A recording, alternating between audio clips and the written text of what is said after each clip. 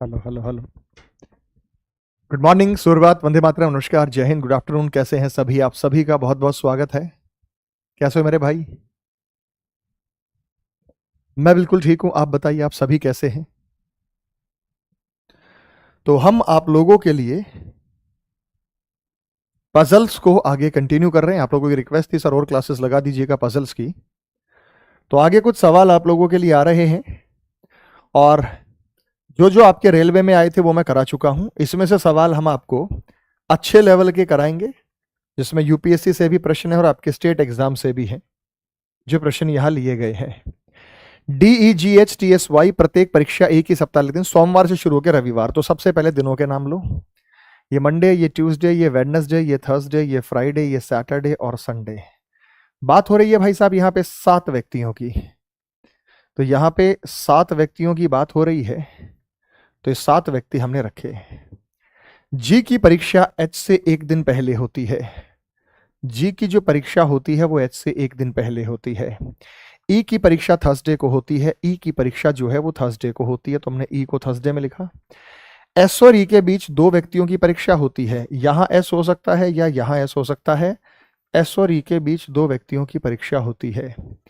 D की परीक्षा S के ठीक बाद वाले दिन होती है। एस के ठीक बाद वाले दिन डी की परीक्षा होगी।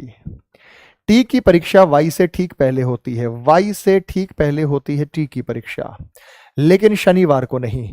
टी की परीक्षा सैटरडे को नहीं है। टी की परीक्षा सैटरडे को लिए मना कर दिया, लेकिन वाई से ठीक पहले वाले दिन होती है। जी की परीक्षा संडे को नहीं होती है। जी की परीक्षा जो है वो संडे को नहीं होती है। शुक्रवार को किसकी परीक्षा होती है?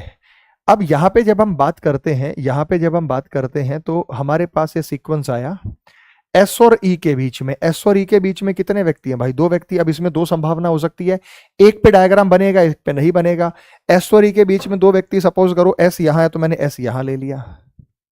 अब एस के नीचे डी आएगा। एस के नीचे डी की जगह नहीं है ना, एस के नीचे डी आएगा। तो एस यहां नहीं लेंगे, एक और 2 एस यहां लेंगे, एस के नीचे डी आएगा। तो ये हमने भर दिया। उसके बाद y से ऊपर t आएगा। y से ऊपर t नहीं आ सकता। y से ऊपर t केवल यहीं आ सकता है। y से ऊपर t केवल यहीं आ सकता है। g यहां मना कर दिया तो g यहां आएगा। और कौन बच गया? DEH GST में DEH बच गया, तो H यहां आएगा। शुक्रवार को किसकी परीक्षा होती है? शुक्रवार को T की परीक्षा होती है। तो फ्राइडे को होती है T की परीक्षा। ऑप्शन नंबर बी बॉम्बे, ये कंफर्म है, तो इसका आंसर बी बॉम्बे आया। बात समझ में आ गई? 21 का आंसर, जो 31 का आंसर बी बॉम्बे है। नेक्स्ट आगे चलते हैं बेटा। 7 बक्सों का क्रम बताया गया है और ये आपका सीक्वेंस है। पहले आप ट्राई करके बताइएगा, फिर मैं बताता हूं। चलिए, चलो बेटा, शाबाश शाबाश।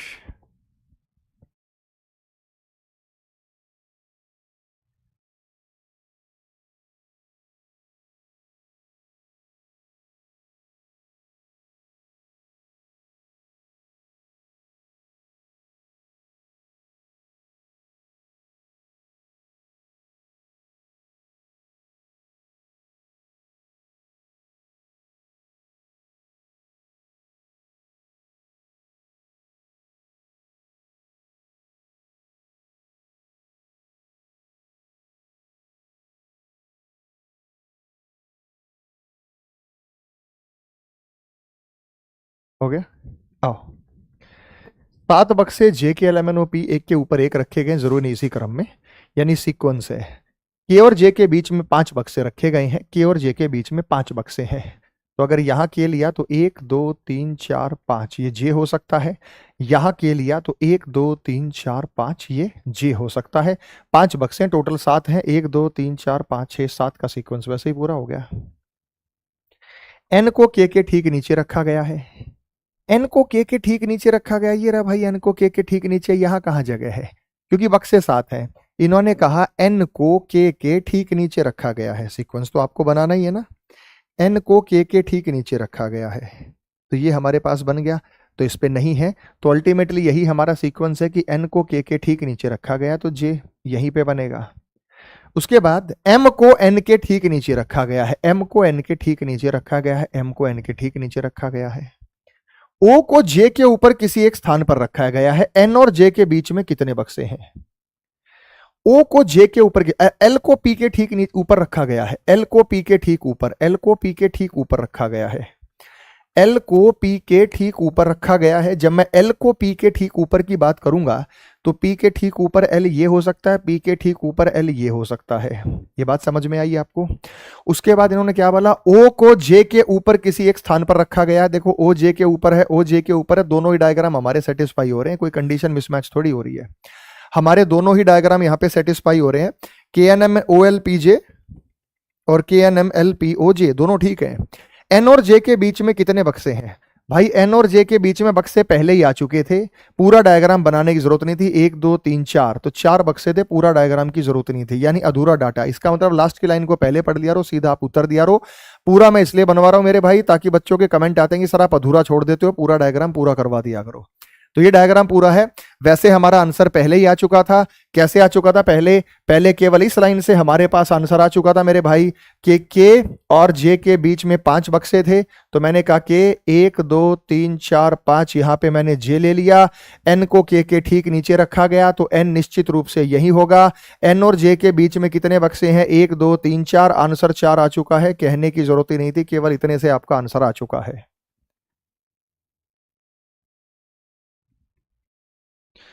31 में क्या देखना बेटा? बताओ 31 में क्या देखना है? आपने कहा सर 31 लगा दिए, ये रहा बेटा 31। देख लो एक बार, क्या कह रहे हो आप? 31 में कहा कि जी की परीक्षा एच से 1 दिन पहले होती है। हाँ तो 1 दिन पहले बेटा। इन्होंने क्या कहा? जी की परीक्षा एच से, G exam is one of the days. 1 दिन पहले का मतलब ठीक 1 दिन पहले नहीं बेटा, G exam is one of the days before G. G की परीक्षा एच से किसी एक दिन होना चाहिए था, किसी एक दिन पहले। वन ऑफ द डेज, तो वन ऑफ द डेज वैसे आ भी गया, किसी एक दिन पहले है ये बेटा। तो जी की परीक्षा क्या है? की परीक्षा से किसी एक दिन पहले है। ये देखो ना, वन ऑफ द डेज का मतलब क्या है? वन ऑफ द डेज का मतलब क्या है वो आप बता सकते हैं ना? वन ऑफ द डेज में क्या सीक्वेंस हो सकता है यहाँ? यस या नो में जवाब करो।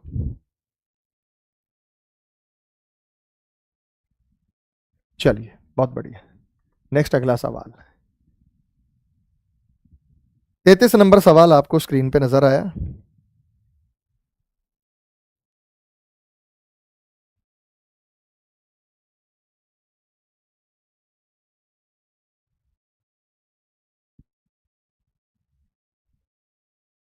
आप ये देखिए, आगे भी है ये सवाल, लेकिन पहले आपका डायग्राम यहीं से बनेगा। देखते हैं यहां से डायग्राम कौन बनाएगा।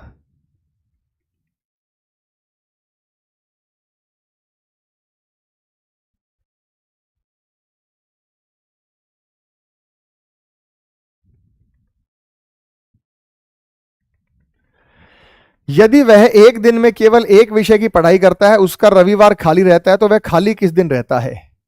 यदि वह एक दिन में केवल एक विषय की पढ़ाई करता है, उसका रविवार खाली रहता है, तो वो खाली किस दिन है? रविवार के अलावा पूछ रहा है। फिर ये पूछ रहा है रविवार के अलावा फिर ये किस दिन खाली है? रविवार के अलावा ये किस दिन खाली है? तो आप मंडे टू संडे ले सकते हैं, मंडे टू संडे में। तो ये मंडे आ गया, ट्यूसडे आ गया, वेडनेसडे आ गया, थर्सडे आ गया, फ्राइडे आ गया, सैटरडे आ गया, संडे। संडे में तो फ्री बैठा है, वेला बैठा है वो, तो संडे तो हमारा हो गया फ्री। कह रहा और कौन सा दिन छुट्टी का है, और कौन सा दिन छुट्टी का है वो आपको बताना है। फ्री का दिन तो उसने कह दिया कि भाई संडे है, फ्री का दिन तो कह दिया वो संडे है। जो सोमवार को म्यूजिक की क्लास में जाता है, सोमवार को म्यूजिक की क्लास में जाता है, तो सोमवार को आ गया म्यूजिक। वह बुधवार को गणित की क्लास में जाता है, तो ये आ गया मैथ्स की क्लास में। साहित्य की क्लास शुक्रवार को नहीं होती, लिटरेचर शुक्रवार को नहीं होता, लिटरेचर यहां नहीं होगा। वह अपनी गणित की कक्षा के अगले दिन इतिहास में जाता है, गणित की कक्षा से अगले अगले दिन वो हिस्ट्री में जाता है। History, he attend history class on the following day of the mathematics. मंगलवार को अपनी प्ले कंपटीशन में जाता है, प्ले कंपटीशन में जाता है। जब लिटरेचर यहां नहीं होगा तो लिटरेचर यहां होगा, तो फ्री किस दिन रहेगा? फ्राइडे को रहेगा, क्योंकि सब्जेक्ट हमारे को इतने दिए गए हैं। तो संडे के अलावा किस दिन फ्री है? वो फ्राइडे के दिन। तो संडे के अलावा जो हम कह सकते हैं वो फ्री है, वो फ्राइडे यानी शुक्रवार के दिन हम उसे कह सकते हैं कि वो फ्री है। तो आपसे क्या पूछा? यदि वह एक दिन में केवल एक ही विषय की पढ़ाई करता है, रविवार खाली रहता है, तो किस दिन खाली रहता है? फ्राइडे के दिन वो खाली रहता है। तो यहां दिया गया कि भाई फ्राइडे के दिन है वो खाली रहता है। नेक्स्ट अगला 34 सवाल नंबर 34।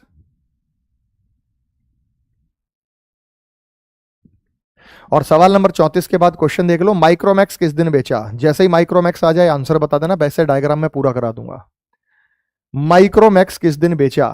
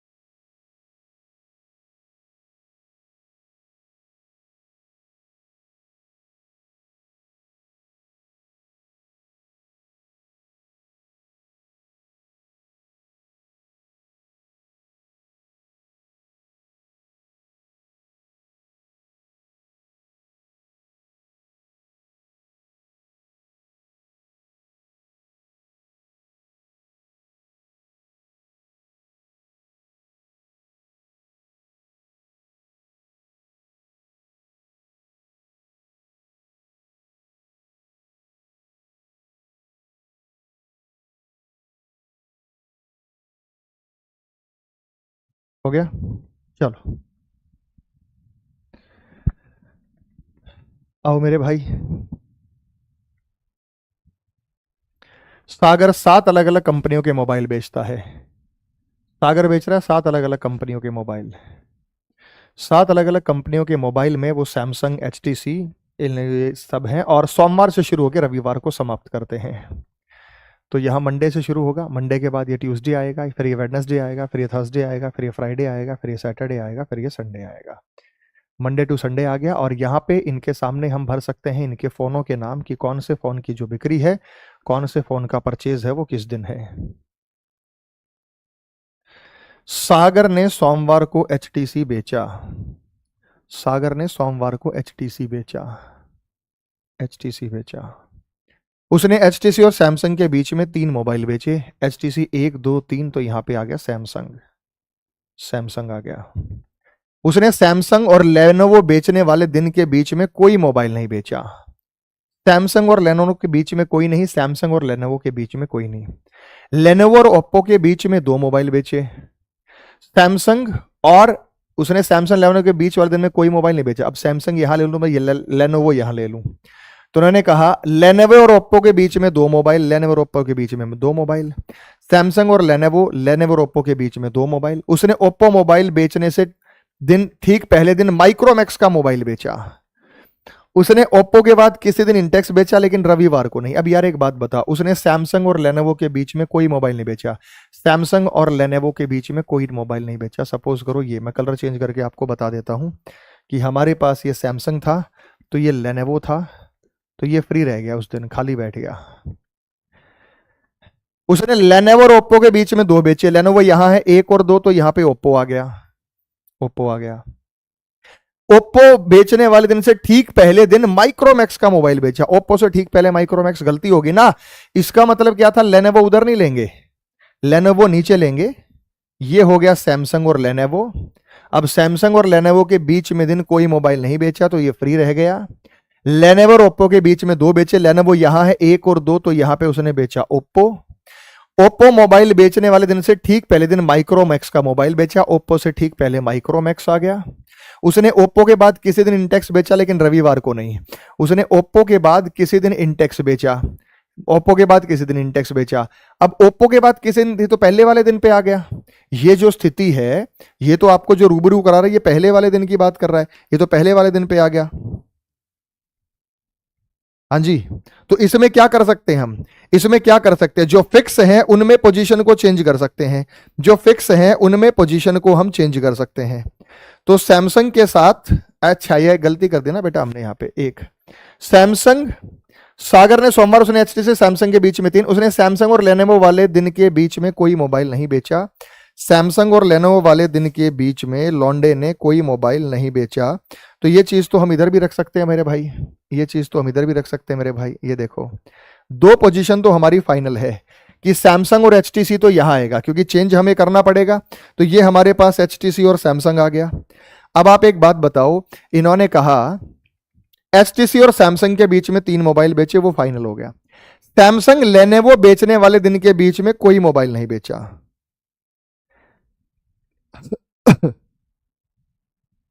मोबाइल कितने दे रखे अपन को, Samsung, HTC, Lenovo, Intex, Micromax, Nokia और ओप्पो। अरे सारे तो मोबाइल दे रखे हैं यार।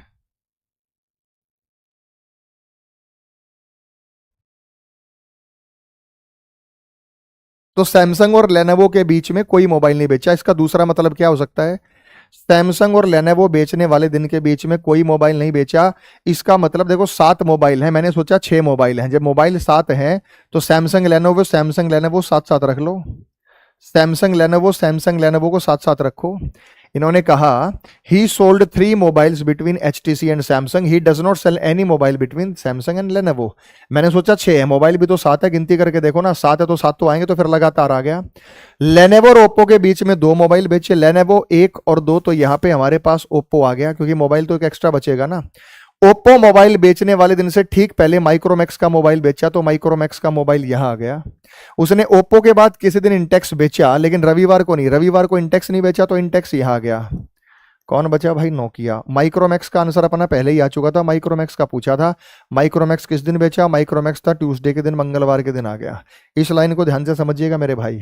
मोबाइल 7 हैं, जब 7 मोबाइल हैं, सैमसंग और लेनोवो के बीच में कोई मोबाइल नहीं बेचा, तो ये लगातार आएंगे। तो सैमसंग और उसके बीच कोई मोबाइल नहीं बेचा, तो ये लगातार आएंगे, तो लगातार आएंगे। नोकिया बेटा, ये नोकिया है। आगे बात समझ में? तो ये आ गया आपका सवाल। नेक्स्ट है अगला सवाल नंबर 35, जो आपको नजर आया।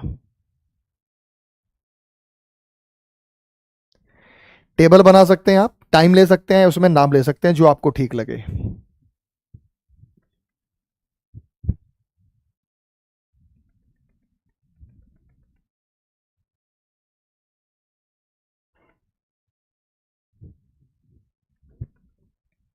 छोटा ही सवाल है, साथ साथ करा सकता हूं आपको। 6 लोग, सुमित, राहुल, सुषमा, प्रिया, प्रीतम और खुशी, 1995 से 2000 तक की अलग अलग वर्षों में पैदा हुए थे। प्रीतम का जन्म विषम वर्ष में हुआ था, 95 से 2000, तो 1995, 95 के बाद 1996, 1997, 1998 और 1999 और 2000 हो गए बेटा। ये रहा। प्रीतम का जन्म ऑड नंबर में हुआ था। ऑड नंबर का मतलब क्या हो सकता है? 96, 95। प्रिया और प्रीतम के बीच 2 लोग पैदा हुए। सुनीत का जन्म प्रीतम से पहले लेकिन सुषमा के बाद हुआ। राहुल का जन्म सम वर्ष में नहीं हुआ। प्रिया सब छोटी। वर्ष 1998 में किसका जन्म हुआ? आओ बेटा देखते हैं। देखो मेरे भाई, प्रीतम का जन्म विषम वर्ष में हुआ। प्रीतम का जो जन्म हुआ ना, वो विषम में, यानी 95, 97, 99, यानी 95, 97 और 99। ये रहा। प्रिया और प्रीतम के बीच 2 लोग हैं। प्रीतम और प्रिया के बीच 2 लोग हैं, तो ये आ गई प्रिया। प्रिया और प्रीतम के बीच 2 लोग हैं। सुमित का जन्म प्रीतम से पहले लेकिन सुषमा के बाद हुआ। सुमित का जन्म प्रीतम से पहले हुआ। प्रीतम से पहले हुआ तो प्रीतम यहां तो आ नहीं सकता, तो 95 खत्म हो गया। सुमित का जन्म प्रीतम से पहले हुआ तो प्रीतम यहां हो सकता है, और प्रीतम यहां हो सकता है। प्रीतम और प्रिया यहां हो सकती है। सुमित का जन्म प्रीतम लेकिन सुषमा के बाद हुआ। राहुल का जन्म वर्ष सम वर्ष में नहीं हुआ। तो यार एक बात बताओ, अगर मैंने मान लीजिए बाई चांस प्रीतम को यहां लिया है 97 में, प्रीतम, तो प्रीतम 1 और 2, यहां पे कौन आ गई भाई? प्रिया आ गई। ये चेंज भी हो सकता है। कैसे हो सकता है? ये प्रीतम और प्रिया ऊपर जा सकती है। प्रिया और प्रीतम के बीच 2। सुमित का जन्म प्रीतम से पहले लेकिन सुषमा के बाद हुआ। सुषमा के बाद और प्रीतम से पहले सुमित का जन्म हुआ। राहुल का जन्म सम वर्ष में नहीं हुआ, तो विषम में हुआ राहुल। और प्रिया सबसे छोटी है, दे दिया, 2000 में आ गया। वर्ष 1998 में किसका जन्म हुआ? वर्ष 1998 में कौन बच गया भाई हमारे पास? खुशी। तो खुशी बच गया। प्रिया सबसे छोटी है, सबसे छोटी 2000 में आएगी, सबसे बड़ी 95 में आएगी। सबसे छोटी 2000 में, सबसे बड़ी 95 में। तो इन्होंने कहा कि प्रिया जो है वो सबसे छोटी है। इन्होंने कहा कि जो प्रिया है वो सबसे छोटी है। चले आगे मेरे भाई। 36 से 40 की डायरेक्शंस दी गई हैं।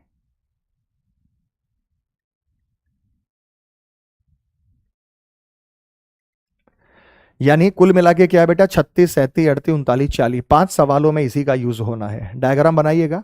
डायग्राम बनाने में भले ही आपको समय लगे, इसके बाद जो 5 सवाल पूछे गए वो आप बता सकते हैं। हैंड रिटन नोट्स बेटा एप्लीकेशंस पर हम अपलोड करा तो रहे हैं, प्लस सेल के लिए भी मैं उसको लेके आऊंगा। चलो बेटा बताओ।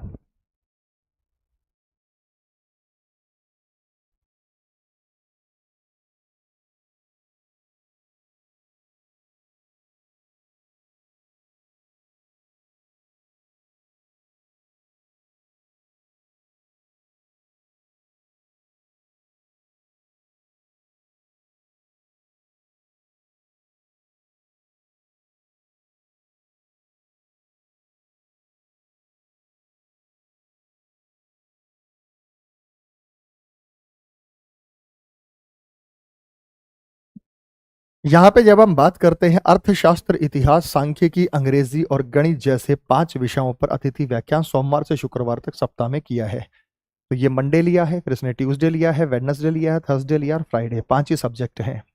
अर्थशास्त्र मंगलवार के दिन नहीं आएगा। Economics can not be schedule on Tuesday. तो यहाँ पे इकोनॉमिक्स नहीं आएगा। इकोनॉमिक्स बोले तो अर्थशास्त्र को मना कर दिया।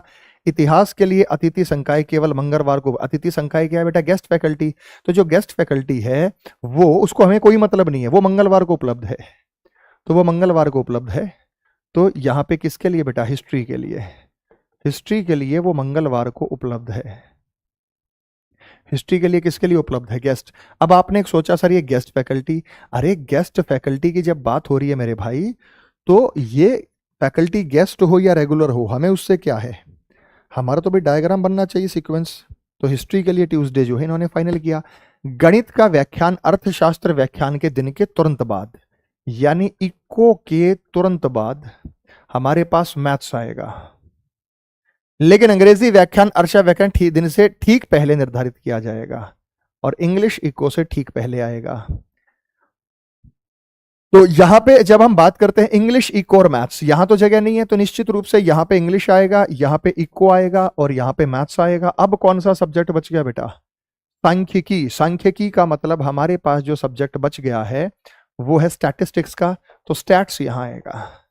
तो यानी मैथ्स हमारा जो सीक्वेंस बना वो बना स्टैट्स, हिस्ट्री, इंग्लिश, इको और मैथ्स। अब 5 सवाल तो कुछ है ही नहीं बेटा। सोमवार को कौन है? सोमवार को कौन है भाई? सोमवार को स्टैट्स है। सोमवार को है स्टैट्स, स्टैटिस्टिक्स, सांख्यिकी। तो ये आ गया सोमवार को सांख्यिकी।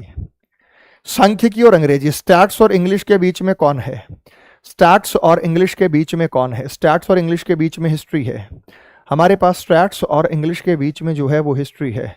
तो ये रही स्टैट्स और इंग्लिश के बीच में हिस्ट्री। स्टैट्स और इंग्लिश के बीच में हमारे पास क्या है मेरे भाई? हिस्ट्री है। बात समझ में आ गया? ऑप्शन नंबर बी और वो होगा ऑप्शन नंबर डी। बाकी सप्ताह का आखिरी दिन व्याख्यान कौन सा है? सप्ताह का आखिरी दिन भाई फ्राइडे दे रखा, हम तो फ्राइडे लेंगे। सप्ताह के आखिरी दिन क्या है? मैथ्स है, तो सप्ताह के आखिरी दिन मैथ्स है तो मैथ्स लेंगे। बुधवार को किसका लेक्चर लग रहा है भाई? बुधवार को किसका लग रहा है? इंग्लिश का लग रहा है तो इंग्लिश का ले लेंगे। तो इंग्लिश का लग रहा है, इंग्लिश का ले लेंगे। और उसके बाद गणित व्याख्यान से पहले कौन सा व्याख्यान है? मैथमेटिक्स लेक्चर से पहले कौन सा है? मैथमेटिक्स लेक्चर से पहले इकोनॉमिक्स का लेक्चर है। तो मैथमेटिक्स लेक्चर से पहले जो है वो इकोनॉमिक्स का लेक्चर है। ऑप्शन नंबर ए होगा। यानी जब डायग्राम आपका बन जाएगा तो सवाल तो आपसे पूछे ही जाएंगे, वो आप बता सकते हैं। अगला सवाल मेरे भाई डायरेक्शन ब्लड रिलेशन का है, जो आपको नजर आया उसमें आपको डायग्राम बनाना पड़ेगा।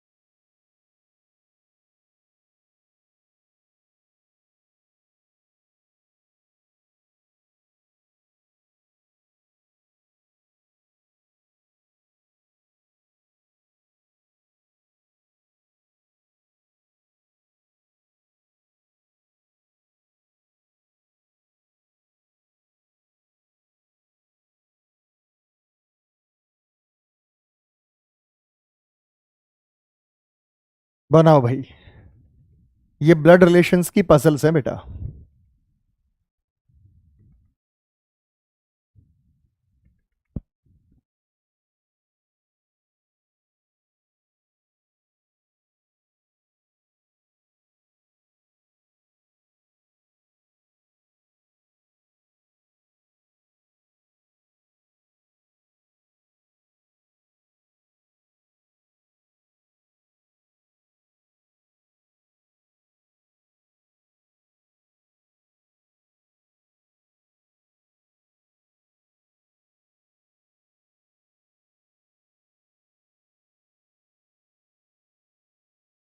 बना भाई किसी का भी?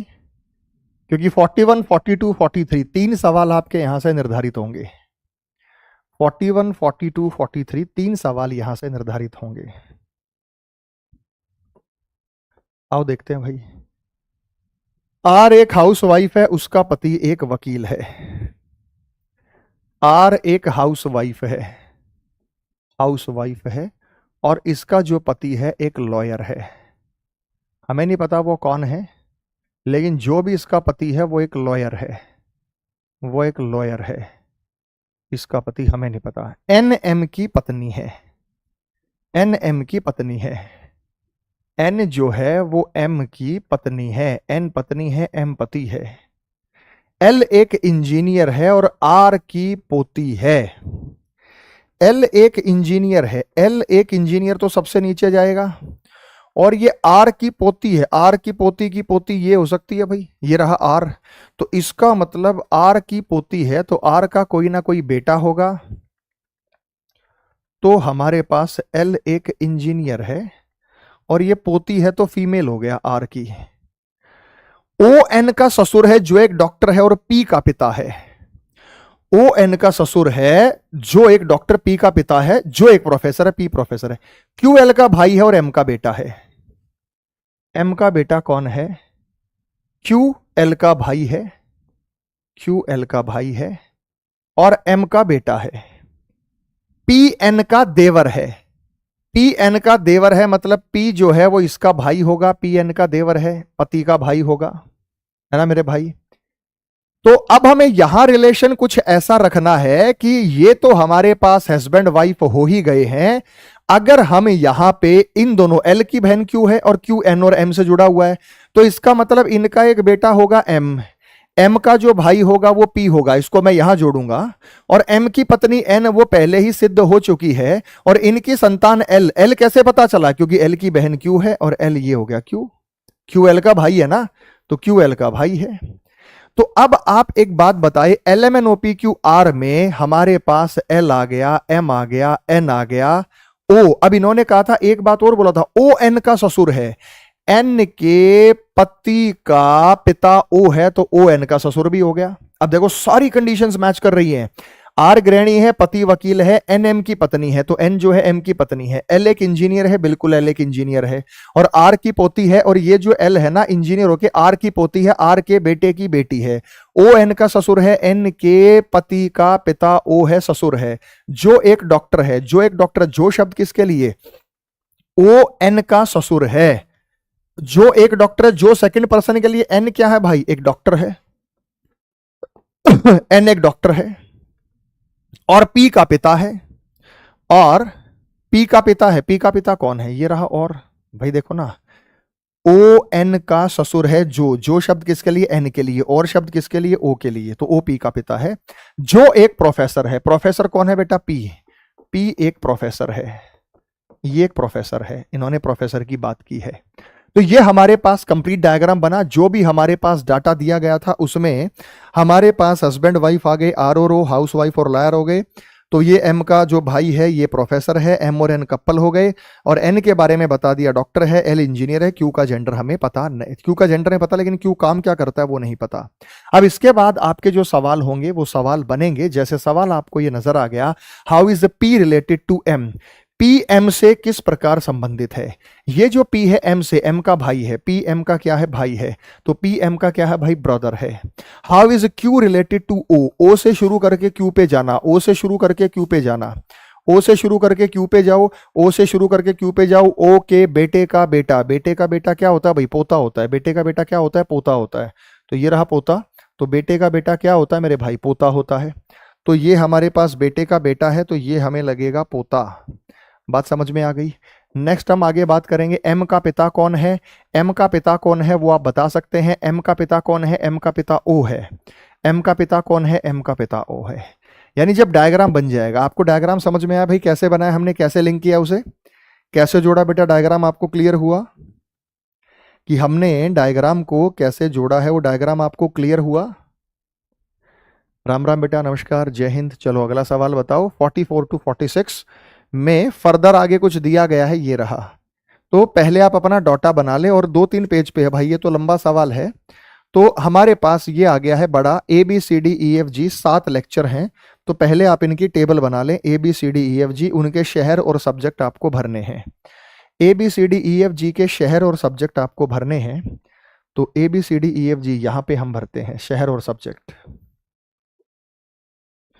तो हमने लिया बेटा A, हमने लिया B, हमने लिया C और D और E और F और G।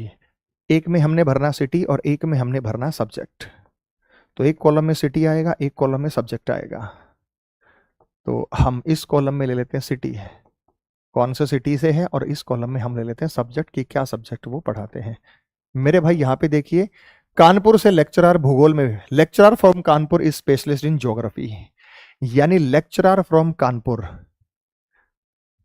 Is specialize in geography, geography का लेक्चरर है, यानी कानपुर वाला अभी हमें नहीं भरना। Lecturer D is from Shillong, ये सारे के सारे लेक्चरर हैं, ये शिलोंग से है, ये जो डी है ये शिलोंग से है।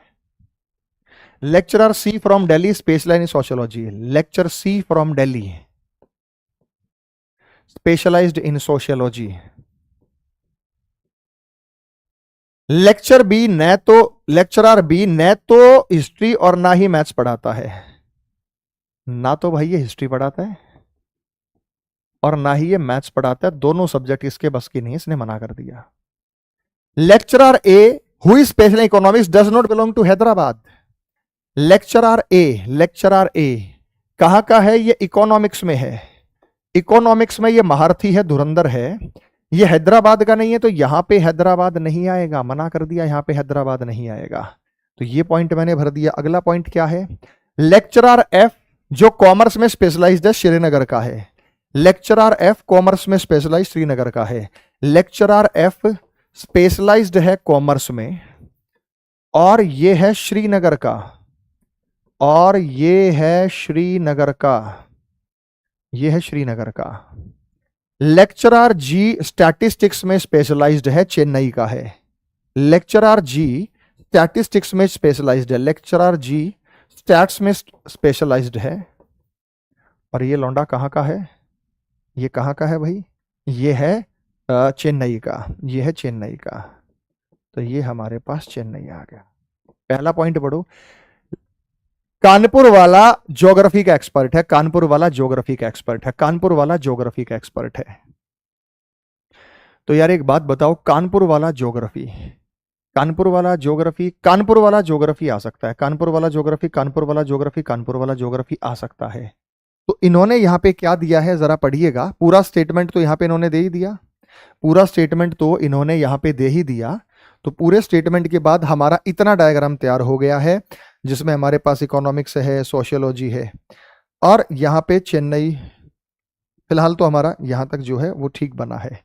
तो इन्होंने क्या कहा बेटा, कानपुर वाला जो है वो ज्योग्राफी से है। अब कानपुर वाला ज्योग्राफी इधर भी आ सकता है, कानपुर वाला ज्योग्राफी इधर भी आ सकता है, लेकिन लेकिन लेकिन लेकिन हैदराबाद यहां नहीं आएगा, हैदराबाद यहां नहीं आएगा। तो या तो यहाँ हैदराबाद आएगा या तो यहाँ हैदराबाद आएगा। लेक्चरर डी शिलोंग से है, हमने भर दिया। दिल्ली से लेक्चरर सी समाजशास्त्र में है, दिल्ली का लेक्चरर सी सोशियोलॉजी है। लेक्चरर बी ना तो हिस्ट्री ना मैथमेटिक्स, ना हिस्ट्री ना मैथमेटिक्स, यानी हिस्ट्री और मैथ्स तो यहाँ आएगा। यहाँ पे या तो हिस्ट्री आएगा, या तो यहाँ पे हिस्ट्री आएगा, या तो यहाँ पे मैथ्स आएगा, या तो यहाँ पे हिस्ट्री आएगा, या तो यहाँ पे मैथ्स आएगा, इस बात की गारंटी है। अब एक सब्जेक्ट हमारे पास बच गया, देखो हिस्ट्री मैथ्स यहाँ आना तय है, यहाँ नहीं आना, तो हिस्ट्री और मैथ्स यहाँ आएगा। हमारे पास एक सब्जेक्ट बच गया, एक सब्जेक्ट बच गया हमारे पास ज्योग्राफी, और जो हमारे पास ज्योग्राफी सब्जेक्ट बच गया वो कानपुरिया इधर आ जाएगा, वो कानपुर वाला इधर आ जाएगा। तो ये डिसाइड हुआ कानपुर और ज्योग्राफी, ये बी बॉम्बे में कानपुर और ज्योग्राफी डिसाइड हुआ। बहुत बढ़िया बेटा, जब बी बॉम्बे में कानपुर और ज्योग्राफी हमारे पास डिसाइड हो गया तो हैदराबाद यहाँ नहीं आएगा, तो हैदराबाद यहाँ आएगा। और क्या बच गया बेटा, हैदराबाद के अलावा हमारे पास बच गया हैदराबाद, दिल्ली, शिलोंग, कानपुर, चेन्नई, मुंबई, श्रीनगर। तो मेरे ख्याल से हमारे पास जो मुंबई बच गया वो मुंबई बबुआ यहाँ आएगा, ये हमारे पास मुंबई आया। बोलो यस या नो में जवाब दो। ये क्लियर हुआ। हिस्ट्री मैथ्स का हमें नहीं पता, तो हिस्ट्री मैथ्स बेटा कहीं भी आ सकता है, ये चीज़ डाउटफुल रह गई। या तो यहाँ पे हिस्ट्री मैथ्स आएगा, हमें नहीं पता, या यहाँ पे हिस्ट्री और मैथ्स आएगा, क्योंकि हमारे सारे पॉइंट्स पूरे हुए, हमने किसी पॉइंट को छोड़ा नहीं है। तो हिस्ट्री और मैथ्स का केस रह गया डाउटफुल। बाकी सारा डायग्राम हमारा कंप्लीट हो गया। सारा डायग्राम कंप्लीट होने के बाद आपसे सवाल पूछा गया, who is specialized in geography. Geography में स्पेशलाइज्ड कौन है बेटा, बी बॉम्बे है। तो बी बॉम्बे ये 100% है, निर्धारित नहीं कर सकते, डाटा इनएडिक्वेट की जरूरत नहीं बेटा, बी बॉम्बे 100% आपका उत्तर आ गया। आया समझ में बेटा सवाल, आया समझ में आपको सवाल, मजेदार सवाल था, बढ़िया है, कोई दिक्कत तो नहीं है मेरे भाई किसी को, आया समझ में नहीं आया। तो बी बॉम्बे है, ये 100% सटीकता के साथ हम बता सकते हैं। उसके बाद, to which city does the lecturer specialize in economics belong. Economics में जो स्पेशलाइज्ड है वो कहाँ का है। इकोनॉमिक्स वाला 100% मुंबई का है, इकोनॉमिक्स वाला 100% मुंबई का है। ये थोड़ी है कि निर्धारित नहीं कर सकते। तो जो इकोनॉमिक्स पढ़ा रहा है वो 100% जो लेक्चरर है वो मुंबई का है। तो 65 उसका 45 का जो आंसर होगा हमारे पास वो बी बॉम्बे होगा। अब अगला सवाल आप बनाएंगे भाई, निम्नलिखित में से कौन हैदराबाद से संबंधित है। क्या हैदराबाद का क्लियर हुआ बेटा, क्या हैदराबाद का क्लियर हुआ, बिल्कुल हो गया। हैदराबाद से जो संबंधित है वो ई है, हैदराबाद से जो संबंधित है वो ई है, बी बॉम्बे। ये रहा बा, हैदराबाद से जो संबंधित है वो ई है, हमारा डायग्राम बन गया। अगला बताओ बेटा, एक बार इंग्लिश में लगा रहा हूं और एक बार हिंदी में लगा रहा हूं। कोई कह रहे थे ना इजी इजी हो रही है सर, थोड़े ठीक ठीक लेवल के कराओ, तो मैंने कहा इस बार थोड़े ठीक ठीक लेवल के करा देते हैं आपको। ठीक है, चलो पढ़ो। पहले अंग्रेजी वाले करेंगे और फिर हिंदी वाले करेंगे। इंग्लिश वालों को टाइम कम दूंगा क्योंकि इंग्लिश वाले व्यक्ति ही थोड़े हैं हमारे पास।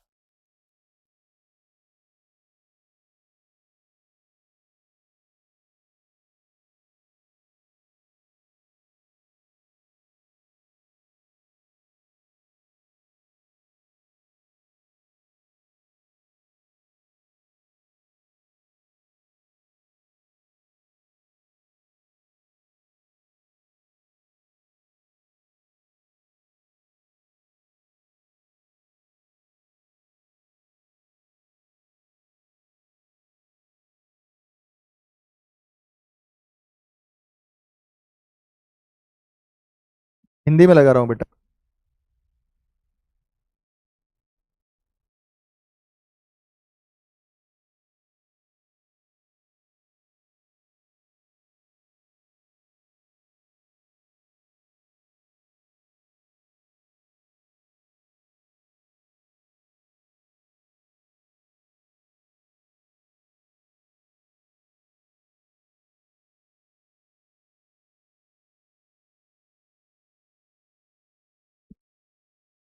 चलो भाई आगे, ये रहा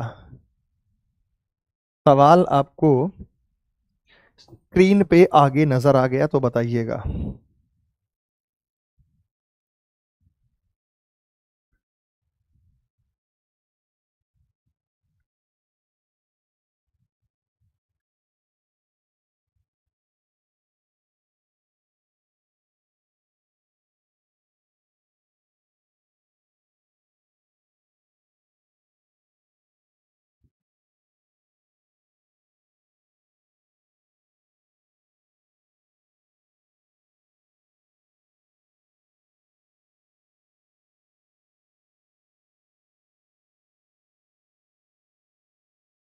समीक्षा रानी ओझा, बाय बेटा। चलो बताओ, आप बताओ क्या है। सर टाइम ज्यादा दो इन क्वेश्चंस में।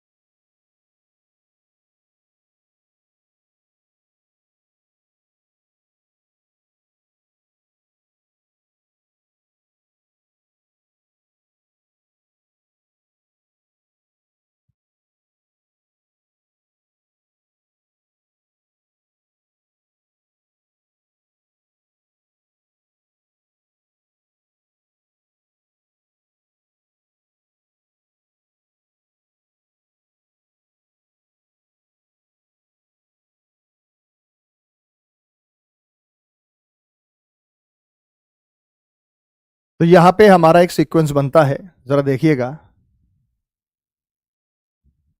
तो भाई जब बहुत बड़ा सवाल आता है, आपको लगता है कि आप कर पाओगे तो ठीक है, नहीं तो आप छोड़ दो, और क्या करोगे उसे। Monday, Tuesday, Wednesday, Thursday, Friday, Saturday और संडे, 7 अलग अलग दिन हैं सोमवार से लेकर रविवार तक के। सोमवार से लेकर रविवार तक के 7 अलग अलग दिन यहां पे आपको मौजूद हैं, जो नजर आए हैं। अब इसमें क्या है, आपको इनकी पोजीशंस को भरना है, पर्सन्स को भरना है, और वो क्या गेम खेलते हैं पर्सन को भर सकते हैं, साथ में वो गेम क्या खेलते हैं वो आप भरेंगे। हॉकी खेलने वाले के बाद केवल 2 व्यक्तियों को नियुक्त किया गया। हॉकी खेलने के बाद केवल 2 व्यक्तियों को नियुक्त किया गया। हॉकी खेलने के बाद केवल 2 व्यक्तियों को अपॉइंटमेंट किया गया है।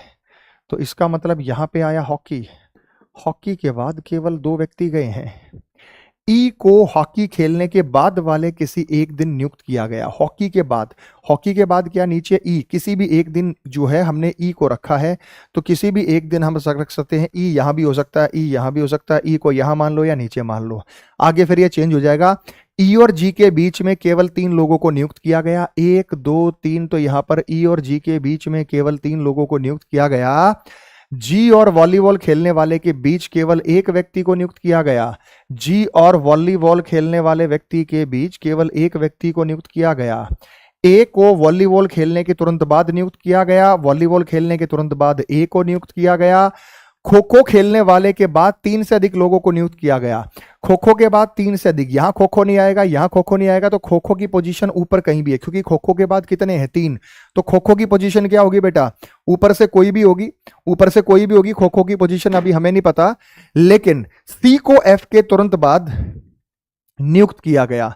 सी को एफ के तुरंत बाद, अब हमारे पास एक ही जगह भाई, सी को एफ के तुरंत बाद नियुक्त किया गया। सी को एफ के तुरंत बाद नियुक्त किया गया, तो एफ के तुरंत बाद किसको नियुक्त किया गया, सी को। अभी तक तो ठीक चल रहा है चेंज करने की, लेकिन शुक्रवार को नहीं, तो सी शुक्रवार को भी नहीं है। बिल्कुल सही, इसका मतलब यही सही है, यहां आता तो शुक्रवार को हो सकता था वो। एफ और क्रिकेट वाले बीच के 2 लोगों को नियुक्त किया गया। इन्होंने कहा कि एफ और क्रिकेट वाले बीच पे 2 लोगों को नियुक्त किया गया। एफ और क्रिकेट के बीच में 2 हैं, 1 और 2। यहां क्रिकेट हो सकता है, 1 और 2 यहां तो है नहीं, तो निश्चित रूप से यहां क्रिकेट आएगा, निश्चित रूप से यहां क्रिकेट आएगा। बी को क्रिकेट खेलने वाले के तुरंत बाद अपॉइंट किया गया। क्रिकेट खेलने के तुरंत बाद अपॉइंट किया गया बी को, तो ए आ गया, बी आ गया, सी आ गया, बचा डी, तो डी ऊपर ही जाना है। डी और टेनिस खेलने वाले के बीच 3 से अधिक लोगों को नियुक्त किया गया। डी और टेनिस खेलने वालों के बीच, टेनिस यहां नहीं आ सकता, टेनिस यहां नहीं आ सकता, टेनिस यहां नहीं आ सकता, तो टेनिस आएगा, क्योंकि 3 से ज्यादा लोग बता रहे हैं, यहां तो 2 से ज्यादा लोग हो जाएंगे, तो 3 से ज्यादा लोग तभी होंगे जब टेनिस यहां आएगा। जी फुटबॉल नहीं खेलता, जी को मना कर दिया भाई, फुटबॉल नहीं खेलता। एफ स्क्वैश खेलता है, तो एफ क्या खेलता है बेटा, स्क्वैश। जब फुटबॉल यहां नहीं आएगा तो फुटबॉल यहां आएगा। बचा हमारे पास खो खो, खो खो यहां आएगा। और बेटा इन्होंने क्या कहा, इन्होंने कहा कि खो खो खेलने के बाद 3 से ज्यादा लोग आएंगे, खो खो खेलने के बाद 3 से ज्यादा लोग आएंगे। तो मैंने थोड़ा स्पीड में करा, क्योंकि एग्जाम में हम और डबल स्पीड से करेंगे, ताकि आपको बता सको कि बेटा टाइम तो देखो, जो पढ़ने में लगेगा लिखने में तो कोई खास टाइम लगेगा नहीं, जो पढ़ने में लगेगा लिखने में तो लगेगा ही। अब आपके 2 सवाल भी तो सॉल्व हो रहे हैं, 2 सवाल भी तो सॉल्व हो रहे हैं। क्या है, बुधवार को किसे नियुक्त किया गया, बुधवार को, वेडनेसडे को स्क्वैश या एफ को नियुक्त किया गया, स्क्वैश या एफ को नियुक्त किया गया, ऑप्शन नंबर डी दिल्ली। तो बुधवार को किसे नियुक्त किया गया, स्क्वैश या एफ को, ऑप्शन नंबर डी दिल्ली। और उसके बाद अगले सवाल पर चलते हैं। दी गई व्यवस्था के आधार पर कौन सा कथन सत्य है, पढ़ो बेटा, खुद ही बताओ। दी गई व्यवस्था के आधार पर एफ और स्क्वैश खेलने वालों के बीच केवल 1 व्यक्ति है, एफ और स्क्वैश के बीच, एफ तो स्क्वैश खेलता ही बेटा, ये तो गलत है, तो ये तो गलत है। सी से पहले केवल 3 लोग हैं, सी से पहले केवल 3 लोग हैं, सी से पहले 1 2 3, बिल्कुल बेटा, सी से पहले केवल 3 लोग हैं, ये बात एकदम सत्य है। आज मुझे स्कोर बताओ बेटा, कितना रहा, कैसा रहा आपका अपना स्कोर क्या रहा। और ये रहा बेटा क्वेश्चन नंबर 49, जो मैं आपको होमवर्क में दे रहा हूं। बहुत आसान है, बहुत सिंपल है, बहुत सिंपल है। तो 49 का आंसर आप कमेंट सेक्शन में टाइप करके जरूर बताइएगा कि आपका ये क्या रहा। तो चलिए मेरे भाई, आज के लिए इतना ही। आपका बहुत बहुत आभार, बहुत बहुत शुक्रिया। मिलते हैं आपसे अगले सेशन में। कल पजल्स के बाद कोई नया टॉपिक आपके लिए लेकर आएंगे। थैंक यू बेटा, जय हिंद।